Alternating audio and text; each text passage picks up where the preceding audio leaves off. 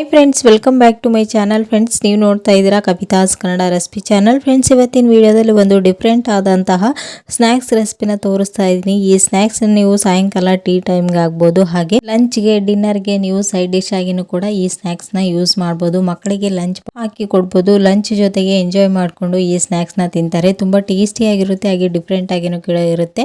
ಬನ್ನಿ ಫ್ರೆಂಡ್ಸ್, ಹಾಗಾದರೆ ಈ ಡಿಫ್ರೆಂಟ್ ಆದಂತಹ ಫ್ಲವರ್ ಸ್ನ್ಯಾಕ್ಸ್ನ ಯಾವ ರೀತಿ ಮಾಡೋದು, ಇದಕ್ಕೆ ಬೇಕಾಗೋ ಸಾಮಾನುಗಳು ಯಾವಂತೇಳಿ ನೋಡ್ಕೊಂಬರೋಣ.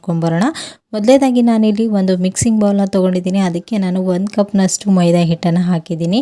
ಇದಕ್ಕೆ ನಾನು ಒಂದು ಅರ್ಧ ಟೇಬಲ್ ಸ್ಪೂನಷ್ಟು ಅಜಿವಾನನ ಕ್ರಷ್ ಮಾಡಿಬಿಟ್ಟು ಹಾಕ್ಕೊಂಡಿದ್ದೀನಿ. ನಂತರ ಇದಕ್ಕೆ ರುಚಿಗೆ ತಕ್ಕಷ್ಟು ಉಪ್ಪು ಇಷ್ಟನ್ನು ಹಾಕಿ ಇವಾಗ ನಾವು ಇದಕ್ಕೆ ಕಾಯಿಸಿ ಆರಿಸಿರುವಂಥ ಎಣ್ಣೆನ ಹಾಕ್ಕೊಂಡಿದ್ದೀನಿ. ನೀವು ತುಪ್ಪ ಬೇಕಾದರೂ ಹಾಕ್ಕೊಳ್ಬೋದು. ಇದೆಲ್ಲವನ್ನು ಹಾಕಿ ಚೆನ್ನಾಗಿ ಒಂದ್ಸರಿ ಡ್ರೈ ಆಗಿನೇ ಮಿಕ್ಸ್ ಮಾಡಿಬಿಟ್ಟು ನಂತರ ಕೈಯಿಂದ ಚೆನ್ನಾಗಿ ಈ ರೀತಿ ಉಂಡೆ ಬರೋ ಥರ ನೀಟಾಗಿ ಮಿಕ್ಸ್ ಮಾಡ್ಕೊಳ್ಬೇಕು. ಇಟ್ಟು ಎಣ್ಣೆ ಹಾಕಿ ಕಲಸಿದ ನಂತರ ಈ ರೀತಿ ಮುದ್ದೆ ಮಾಡೋದಕ್ಕೆ ಬರಬೇಕು. ಆವಾಗನೇ ಇದು ಸ್ನ್ಯಾಕ್ಸು ಕ್ರಿಸ್ಪಿಯಾಗಿ ಬರುತ್ತೆ, ಹಾಗೆ ಮೆತ್ತಗಾಗೋದಿಲ್ಲ. 1 ತಿಂಗಳು ನೀವು ಇದನ್ನು ಸ್ಟೋರ್ ಮಾಡಿಡ್ಬೋದು. ಆ ರೀತಿ ಬರಬೇಕಂದ್ರೆ ನೀವು ಈ ಟ್ರಿಕ್ ನಂತರ ಮರೆಯೋದೇ ಬೇಡ. ಇಲ್ಲಿ ನೋಡ್ತಾ ಇದ್ದೀರಾ, ಇವಾಗ ಉಂಡೆ ಕಟ್ಟೋದಕ್ಕೆ ಬರ್ತಾ ಇದೆ. ಈ ರೀತಿ ಆದ ನಂತರ ಇದಕ್ಕೆ ನಾವು ಸ್ವಲ್ಪನೇ ನೀರನ್ನು ಸೇರಿಸ್ಕೊಂಡು ಚಪಾತಿ ಹಿಟ್ಟಿನ ಅದಕ್ಕೆ ಇದನ್ನು ಮಿಕ್ಸ್ ಮಾಡ್ಕೊಳ್ಬೇಕು. ಫ್ರೆಂಡ್ಸ್, ಇಲ್ಲಿ ನೋಡ್ತಾ ಇದ್ದೀರಾ, ಸ್ವಲ್ಪನೇ ನೀರು ಹಾಕ್ಕೊಂಡು ನಾನು ಮಿಕ್ಸ್ ಮಾಡ್ಕೊಳ್ತಾ ಇದ್ದೀನಿ. ಹಿಟ್ಟು ಒಂದೊಳ್ಳೆ ಹದಕ್ಕಿರಬೇಕು. ಈ ರೀತಿ ಚೆನ್ನಾಗಿ ನಾದ್ಬಿಟ್ಟೇ ಇದನ್ನು ಮಿಕ್ಸ್ ಮಾಡ್ಕೊಳ್ಳಿ. ಇದರಲ್ಲಿ ಸಾಲ್ಟ್ ಆಗಿರ್ಬೋದು, ಅಜಿವಾನ ಎಲ್ಲ ಕಡೆನೂ ಹೊಂದ್ಕೊಳ್ಬೇಕು ಎಣ್ಣೆ ಅಂಶ. ಆವಾಗನೇ ನಮಗೆ ಈ ಸ್ನ್ಯಾಕ್ಸು ಕ್ರಿಸ್ಪಿಯಾಗಿ ಹಾಗೆ ಟೇಸ್ಟಿಯಾಗಿನೂ ಕೂಡ ಇರುತ್ತೆ. ಇವಾಗ ಇಲ್ಲಿ ನೋಡ್ತಾ ಇದ್ದೀರಾ, ಚೆನ್ನಾಗಿ ನಾದ್ಬಿಟ್ಟು ಒಂದು 5 ನಿಮಿಷ ರೆಸ್ಟ್ ಮಾಡಲು ಬಿಟ್ಟಿದ್ದೀನಿ. ಇವಾಗ ಒಂದು 5 ನಿಮಿಷದ ನಂತರ ನಾನು ಇವಾಗ ಚೆನ್ನಾಗಿ ಇನ್ನೊಂದ್ಸರಿ ನಾದ್ಕೊಂಡು ಈ ರೀತಿ ಉಂಡೆಗಳಾಗಿ ಕಟ್ ಮಾಡ್ಕೊಳ್ತಾ ಇದ್ದೀನಿ.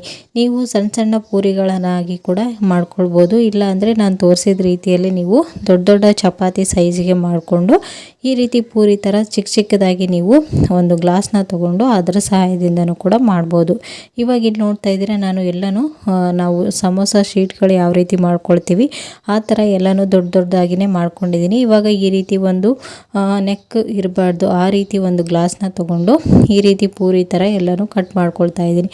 ತುಂಬಾ ಈಸಿ ಅಲ್ವಾ? ನೀವು ಪೂರಿನೂ ಕೂಡ ಮಾಡ್ಬೋದು. ಈ ಥರ ತುಂಬಾ ಟೇಸ್ಟಿಯಾಗಿ ಬರುತ್ತೆ, ಅದು ಕ್ರಿಸ್ಪಿ ಆಗುತ್ತೆ. ಸೊ ಹಾಗಾಗಿ ನಾವು ಸಣ್ಣ ರೋಲ್ಗಳನ್ನು ಮಾಡಿಕೊಂಡು ನಾವು ಪೂರಿನ ಮಾಡ್ಕೊಳ್ಳೋದು. ಉಬ್ಬಿ ಬರಬೇಕಲ್ವ, ನಮಗೆ ಪೂರಿ ಸಾಫ್ಟಾಗಿ ಬರಬೇಕು. ಸೊ ಹಾಗಾಗಿ ನಾವು ಆ ರೀತಿ ಮಾಡೋದು. ಇದು ಫ್ಲವರ್ ಸ್ನ್ಯಾಕ್ಸ್ ಆಗಿರೋದ್ರಿಂದ ನಮಗೆ ಹೂವಿನ ದಳ ಯಾವ ರೀತಿ ಬರುತ್ತಲ್ವ ಆ ರೀತಿ ಇರಬೇಕು. ಸೊ ಹಾಗಾಗಿ ನಾನಿಲ್ಲಿ ಈ ರೀತಿ ಚಪಾತಿನ ಸಣ್ಣದಾಗಿ ಲಟ್ಸ್ಬಿಟ್ಟು ಅದನ್ನು ಈ ರೀತಿ ಕಟ್ ಮಾಡ್ಕೊಳ್ತಾ ಇದ್ದೀನಿ. ಇವಾಗ ಎಲ್ಲವನ್ನು ಈ ರೀತಿನೇ ಕಟ್ ಮಾಡಿಕೊಂಡು ನಿಮ್ಗೆ ಎಷ್ಟು ದಳ ಬೇಕು ಅಷ್ಟು ದಳ ಮಾಡ್ಕೊಳ್ಬೋದು. ನಾನಿಲ್ಲಿ 3 ಅಥವಾ 4 ಮಾಡ್ಕೊಳ್ತಾ ಇದ್ದೀನಿ ಅಷ್ಟೇ.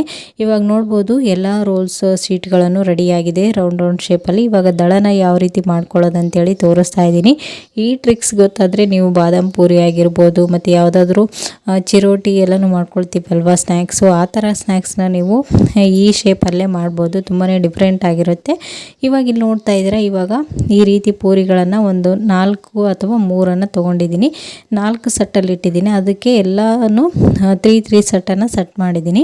ಇವಾಗ ಏನು ಮಾಡಬೇಕು, ಒಂದು ಚಾಕುನ ತೊಗೊಂಡು ಇದನ್ನು ಕಟ್ ಮಾಡ್ಕೊಳ್ಬೇಕಾಗುತ್ತೆ. ಇಲ್ಲಿ ನೋಡ್ತಾ ಇದ್ದೀರಾ, ಇವಾಗ ಒಂದರಲ್ಲಿ 3 ಇದೆ ದಳ ಮತ್ತು ಇನ್ನೊಂದರಲ್ಲಿ 4 ಬರೋ ಥರ ಮಾಡ್ಕೊಂಡಿದ್ದೀನಿ. ಇವಾಗ ಚಾಕುನ ಸಹಾಯದಿಂದ ಈ ರೀತಿ ಕೊನೆ ತುದಿನ ಕಟ್ ಮಾಡ್ಕೊಳ್ಬೇಕು. ಪೂರ್ತಿ ಕಟ್ ಆಗಬೇಕದು.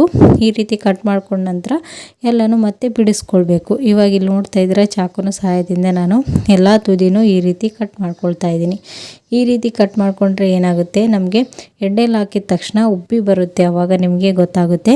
ಇವಾಗ ಎಲ್ಲನೂ ಈ ರೀತಿ ಕಟ್ ಮಾಡ್ಕೊಂಡ ನಂತರ ಇದಕ್ಕೆ ನಾನು ಮತ್ತೆ ಇದನ್ನು ಬಿಡಿಸ್ಕೊಳ್ಳೋದು, ನೀಟಾಗಿ ಬಿಡಿಸ್ಕೊಳ್ಬೇಕಾಗುತ್ತೆ. ಸ್ವಲ್ಪ ನೀವು ಹಿಟ್ಟು ಅಥವಾ ಎಣ್ಣೆನೂ ಕೂಡ ಅಪ್ಲೈ ಮಾಡ್ಬೋದು. ಒಂದು ಪೂರಿ ಮೇಲ್ಗಡೆ ಇನ್ನೊಂದು ಸೆಟ್ ಮಾಡ್ಕೊಳ್ಳುವಾಗ ಆವಾಗ ಆರಾಮಾಗಿ ದಳಗಳು ಕಟ್ಟಾಗೋದಿಲ್ಲ, ಬೇಗನೆ ಬಂದುಬಿಡುತ್ತೆ. ಇವಾಗ ಒಂದು ಸ್ಟೆಪ್ ನೀವು ಕಲ್ತ್ರಿ ಅಲ್ವಾ, ಇವಾಗ ನೆಕ್ಸ್ಟ್ ಸ್ಟೆಪ್ಪು ನೋಡ್ತಾ ಇದ್ದೀರಾ. ಇವಾಗ ದಳಗಳನ್ನೆಲ್ಲ ಬಿಡಿಸಿಕೊಂಡ ನಂತರ ನಾನಿಲ್ಲಿ ಮತ್ತೆ ಸೆಟ್ ಮಾಡ್ಕೊಳ್ಬೇಕು.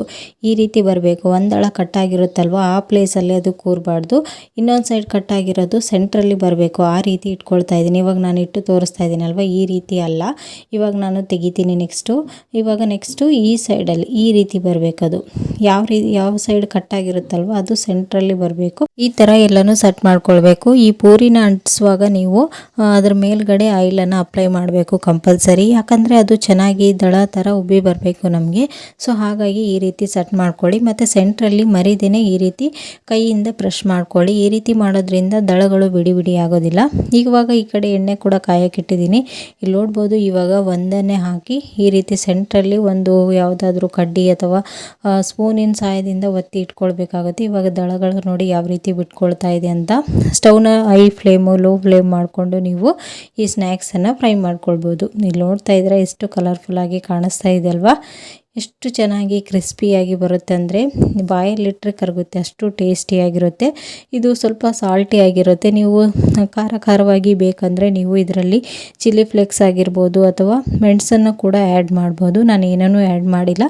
ಇವಾಗ ಚೆನ್ನಾಗಿ ಎಲ್ಲನೂ ಫ್ರೈ ಮಾಡ್ಕೊಳ್ತಾ ಇದ್ದೀನಿ. ಇಲ್ಲಿ ನೋಡ್ತಾ ಇದ್ದರೆ ಎಲ್ಲ ಕಡೆನೂ ಹೊಂಬಣ್ಣ ಬಂದಿದೆ. ಸೆಂಟ್ರಲ್ಲೂ ಕೂಡ ಸ್ವಲ್ಪನೇ ಎಣ್ಣೆನ ಈ ರೀತಿ ಇದನ್ನು ಶೇಕ್ ಮಾಡ್ಕೊಳ್ತಾನೆ ಚೆನ್ನಾಗಿ ಫ್ರೈ ಮಾಡ್ಕೊಳ್ಬೇಕು. ಇವಾಗ ನೋಡ್ತಾ ಇದ್ರೆ ಎಷ್ಟು ಚೆನ್ನಾಗಿ ಕಲರ್ಫುಲ್ಲಾಗಿ ಕಾಣಿಸ್ತಾ ಇದೆ ಅಲ್ವಾ ನಮ್ಮ ಫ್ಲವರ್ ಸ್ನ್ಯಾಕ್ಸ್.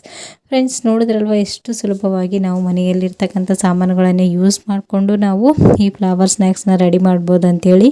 ಈ ಟಿಪ್ಸ್ ಗೊತ್ತಾದರೆ ನೀವು ವೆರೈಟಿ ಆದಂಥ ಸ್ನ್ಯಾಕ್ಸ್ನ ಈ ಶೇಪಲ್ಲಿನೇ ಮಾಡ್ಬೋದು. ತುಂಬಾ ಚೆನ್ನಾಗಿರುತ್ತೆ, ಹಾಗೆ ಡಿಫ್ರೆಂಟ್ ಆಗಿನೂ ಕೂಡ ಇರುತ್ತೆ. ಇವಾಗ ಇನ್ನೊಂದೂ ಕೂಡ ಹಾಕಿ ಚೆನ್ನಾಗಿ ಫ್ರೈ ಮಾಡ್ಕೊಳ್ತಾ ಇದ್ದೀನಿ. ನೋಡ್ತಾ ಇದ್ರೆ ಎಷ್ಟು ಬಿಡಿ ಬಿಡಿಯಾಗಿ ಚೆನ್ನಾಗಿ ಬಂದಿದೆ ಅಲ್ವಾ. ಸೇಮ್ ಫ್ಲವರ್ ಥರನೇ ಅನ್ನಿಸ್ತಾ ಇದೆ. ಇವಾಗ ಸಪ್ರೇಟ್ ಎಲ್ಲನೂ ತೆಗೆದುಕೊಂಡ ನಂತರ ಇದಕ್ಕೆ ನಾವು ಸ್ವಲ್ಪ ಸಾಲ್ಟು, ಸ್ವಲ್ಪ ಪೆಪ್ಪರ್ ಪೌಡರ್ ಮತ್ತು ಚಾಟ್ ಮಸಾಲ ಇದೆಲ್ಲವನ್ನು ಚೆನ್ನಾಗಿ ಮಿಕ್ಸ್ ಮಾಡಿಕೊಂಡು ಮೇಲ್ಗಡೆ ಹಾಕ್ಕೊಳ್ಳೋದು. ಆವಾಗ ಸಾಲ್ಟಿಯಾಗಿ ಚೆನ್ನಾಗಿರುತ್ತೆ. ಫ್ರೆಂಡ್ಸ್ ನೋಡಿದ್ರಲ್ವ ಈ ಫ್ಲವರ್ ಸ್ನ್ಯಾಕ್ಸ್ನ ಯಾವ ರೀತಿ ಮಾಡೋದಂತೆ. ಫ್ರೆಂಡ್ಸ್ ಇವತ್ತಿನ ಈ ಸ್ನ್ಯಾಕ್ಸ್ ರೆಸಿಪಿ ನಿಮಗೆ ಇಷ್ಟ ಆಯ್ತು ಅಂತ ಅಂದ್ಕೊಂಡಿದ್ದೀನಿ. ಇಷ್ಟ ಆದರೆ ನೀವು ಒಂದ್ಸರಿ ಖಂಡಿತ ಟ್ರೈ ಮಾಡಿ ಹೇಗೆ ಬಂತು ಅಂತೇಳಿ ನನಗೆ ಕಮೆಂಟಲ್ಲಿ ತಿಳಿಸಿ. ಇವತ್ತಿನ ಈ ಸ್ನ್ಯಾಕ್ಸ್ ರೆಸಿಪಿ ಇಷ್ಟ ಆದರೆ ಪ್ಲೀಸ್ ಒಂದು ಲೈಕ್ ಕೊಡೋದನ್ನು ಮರಿಬೇಡಿ. ಮತ್ತು ನಾಳೆ ಹೊಸ ರೆಸಿಪಿಯೊಂದಿಗೆ ಸಿಗ್ತೀನಿ. ಅಲ್ಲಿವರೆಗೂ ಟೇಕ್ ಕೇರ್, ಬಾಯ್.